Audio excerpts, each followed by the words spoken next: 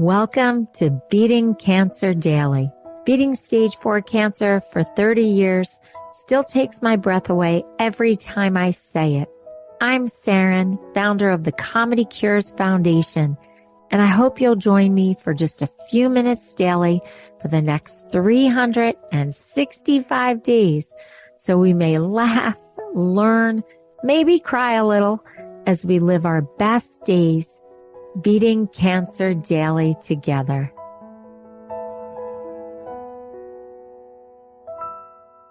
So having gone through so much cancer treatment, it definitely impacted my relationships with my partner. And today I have a special guest, Missy Hall. You may know her as a beautiful comedian who's going through cancer treatment as we speak. You may have heard other episodes of Beating Cancer Daily with Missy, or you may have seen her at a ComedyCures show, or you may have just seen her on social media or at a comedy club.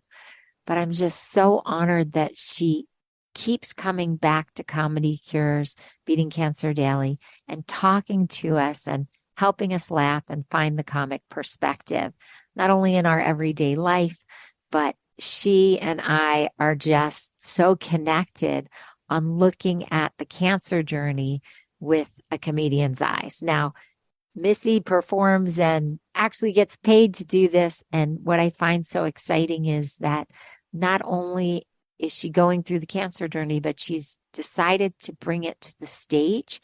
It's not the only thing that she does comedy about, because her comedy is very much about her family and her relationships and growing older and everyday daily things that we all go through.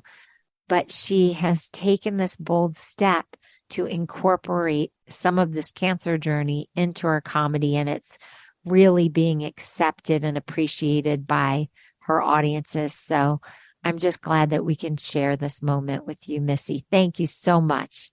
Thank you so much. Thank you. I love that you actually listen to the podcast. I love that this is part of your routine going through cancer treatment. That's why it's 365 days, so that we can take someone through a journey of a year. But I want to talk to you about how you're using comedy within your relationship with your husband in dealing with a cancer diagnosis and cancer treatment. Wow. That, I think that is one of the reasons that he and I are both being able to get through this.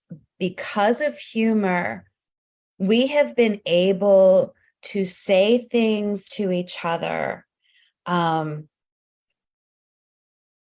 an almost blurting way as a joke that gets the extreme emotions out in a funny way. Does that make sense? This makes a lot of sense. And I want to give the audience context in case they haven't heard any of the other episodes or they don't follow you on social media. Missy's husband is a comedian also. So maybe if your husband's not a comedian, they wouldn't understand that kind of communication. You might have to explain that you're going to use humor to go through this process. But for two comedians, that makes perfect sense. And I think we can learn a lot from what you're sharing. So continue, please. Yes. And again, it works naturally for us because we are both comedians and we share similar personalities. So what might not work in your household works, but I will say things like, my husband will be like, oh, I just drank the last iced tea. I'm like, what? I have cancer, and it gets it out there, and I can pretend to be dramatic for a moment in a funny way. To be clear, it kind of covers for the times where I really do feel dramatic. But if I can make fun of it in my particular situation a little bit, or if he'll, if I'm feeling perfectly fine and I've done 100 things and he'll say, hey, do you want to go do this? I'm like, yeah, no, it's cancer. So you pull the cancer card, I Missy Hall. pull, yes, I do pull the cancer card. And then my husband, um, almost to kind of cover up his emotion, I was going to be helping him with a website he was working on for his woodwork, and I couldn't do it because I was going through this. So he reached out to my daughter. He's like, well, your mom was going to help me, but then she got cancer. It was a sad thing, but he was able to make it so it was funny to be able to say it. And we use it all the time. I want to go back and just echo something that you said, because we love teaching how to use the comic perspective for getting through cancer treatment here at Beating Cancer Daily, and also through the ComedyCures Foundation, which is the nonprofit that I started from my chemo chair. And the reason why I started it was that I felt that it was my comic perspective that really was getting me through. And if I could share that with everyone in my treatments and at all the different facilities I had to go through, then I would be helping many people day in and day out. And so that's why this charity exists. But I just want to say that you are using exaggeration and dramatization.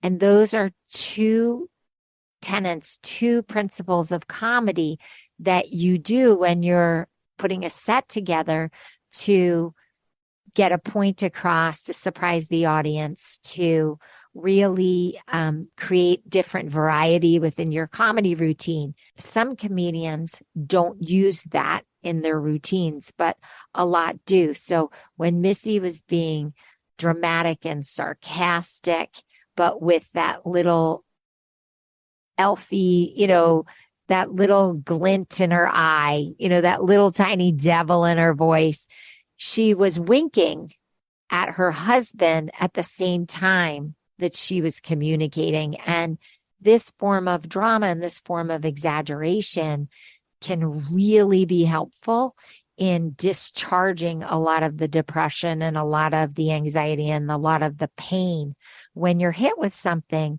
like a cancer diagnosis.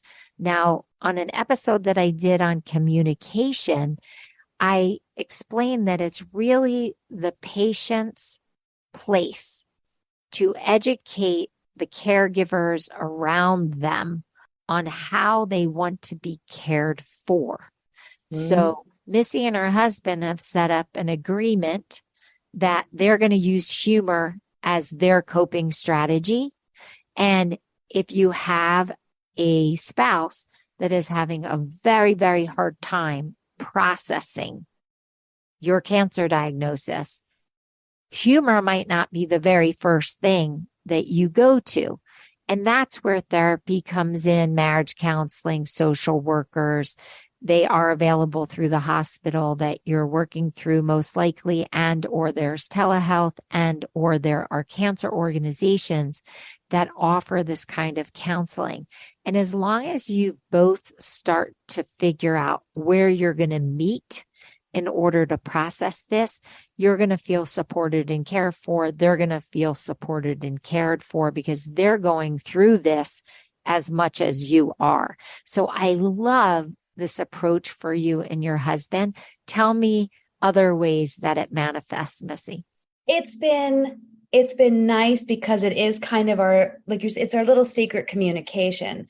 I am able to pull out of an activity. I am able to make him aware that I'm feeling fragile by making an exaggerated statement, right? So for instance, your body changes a lot. You with surgeries, with the way medication affects you. And I will say things like, well, no, I don't want you to kiss me now because everything's different and nothing will ever be right again. Like I can crack a joke like that, but he understands that I'm saying is like, I don't feel right. I don't feel like me right now. I need a little bit of space. I love the way that you're verbalizing what you're going through and that it allows him to hear you, but also process what you're going through. This is really powerful. And whether you do that with humor or without humor, to be able to say that to somebody else and have them receive it is just so powerful. And I know so many people going through don't have that support system. I have to tell you something that's actually making me well up with tears. I was in a committed relationship, engaged, and I was re-diagnosed with cancer. And my partner could not say the word cancer, could not acknowledge that I had cancer. And actually, anytime I said the word cancer, replaced it with the word candy. And you say that on a podcast. Yeah. And I have told the story before.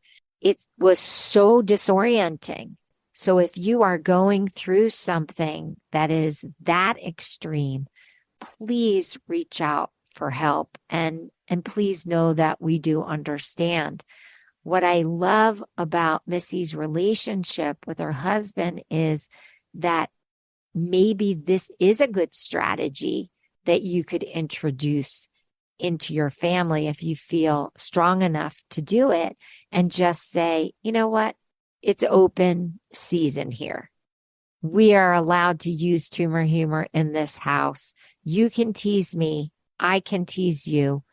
I want to try this experiment. And if it doesn't work for you, then say, humor's off. I'm the only one that's allowed to make jokes about cancer. And you're entitled to set that rule. It's really about what's going to help you adjust to this new normal. Yes. You can establish your funny boundary. Like, it's okay for me to joke about this, but not you to joke about this. I find that I've been able to use it as a little bit of a shield, as is my husband, rather than, for me personally, the deep emotional conversations can make me weepy for longer than I necessarily need to feel. But if I can crack a joke about it, but to let you know, like, okay, I'm sorry, I'm feeling very cancery today. I'm not cleaning, or you get to make dinner. I have cancer today. Like, I'll say today, not tomorrow, today. Like, I just joke like that, because just bottling it up in that little thing tells him everything he needs to know about where I am, but we can giggle. And for us, it works. I want to go back to a prior conversation we had where you were in the surgeon's office and you decided to acknowledge with the surgeon that your nipples were put back improperly. How did you deal with that topic with your husband? You know what? I'd forgotten. That was adorable, because just like I didn't want to hurt the doctor's feelings, my husband had never mentioned it.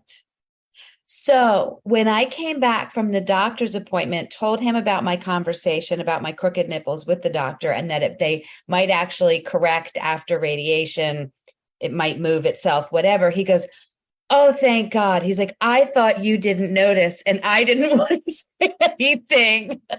We are both laughing so hard, but we're trying not to blow your ear out. So we are like crying, laughing. He did a visible, like, "Oh my gosh, thank God." He's like, "I didn't think you knew, and I didn't want to say anything. I didn't think you noticed." And I'm like, why can we talk about anything in this house except my crooked nipples? Like, this is not the thing. So that's when I started running jokes that I now tell on stage about it. Beautiful. That was my next question. Did this now make it into your comedy on stage? Wow.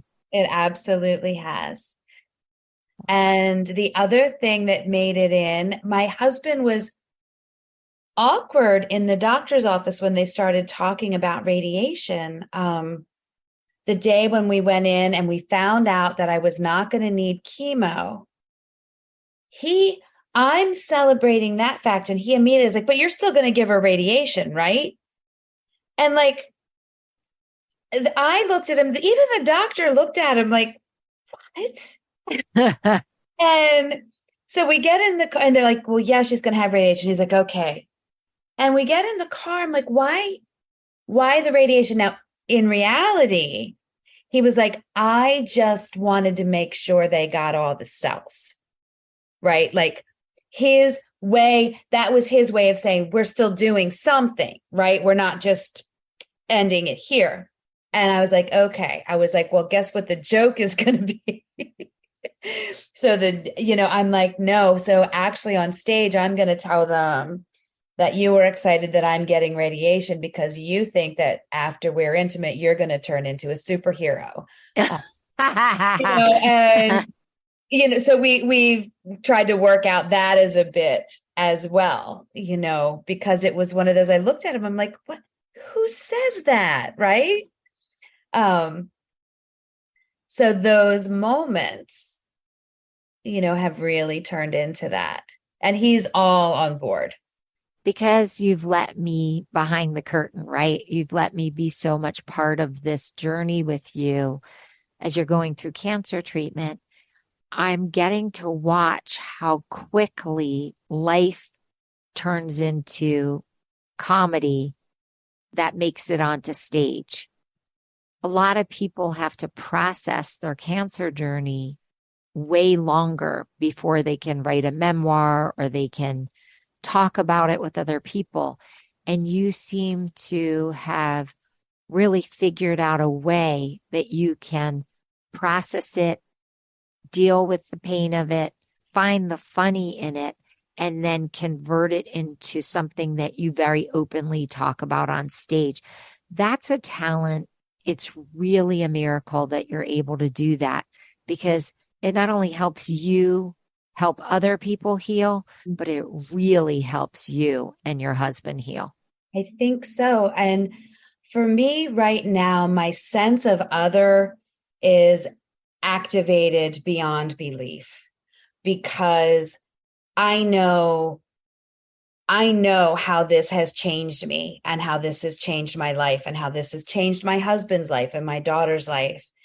And I have support and I have humor. And I keep thinking every audience I'm in front of, there might be somebody sitting there going through the exact same thing at a comedy show. And I feel like she or he needs to hear it now, not later when I'm done. They need to hear it now. They need to know that, hey guys, I got to go tomorrow. I got to go to radiation. Like I need to be able to share that with somebody who I may never meet, but I need for that person to know now that this is happening in real time. Thank you, Missy, so much for not only sharing your humor with us, but really paying it forward as you go through this. If you haven't heard other episodes with Missy on Beating Cancer Daily, please go listen to them. They're all so different and just so wonderful. I also want to invite you back, Missy, because I have so many questions that I know I want to ask you. So would you please come back? I would absolutely love to come back. I would love it. Thank you so much. Yay. If you would love for Missy and me to speak about something that we haven't touched on yet, just go to the ComedyCures Foundation and hit the record button or hit the contact button and write it to me. I would love your feedback. And I also love hearing from you with what you want to hear about next. If you'd love to reach out to Missy, you can find her on social media. And if you just let me know, we'll send you her whole signature, because I'd love for you to check out her weekly show on Facebook and also the comedy that she does on her social media. It's really fun. Have a blessed day, and I'll see you tomorrow. I hope you guys know this, but Beating Cancer Daily is a listener and donor-supported podcast and community. So if you have some extra change, I'd love you to go to ComedyCures.org and make a donation today of whatever level is comfortable for you. And it will be tax deductible to the extent allowed by law, because ComedyCures is a nonprofit 501c3 organization founded from my chemo chair, April 1999, and we've been going strong ever since. So please consider making a donation today and help our community and this podcast thrive. Thanks so much. See you tomorrow. Guess what time it is? It's time for me to read the disclaimer. Beating Cancer Daily and the membership circle are not in lieu of medical advice or treatment. They are for entertainment purposes only. Please consult your healthcare team to review your best strategy. Thanks for listening.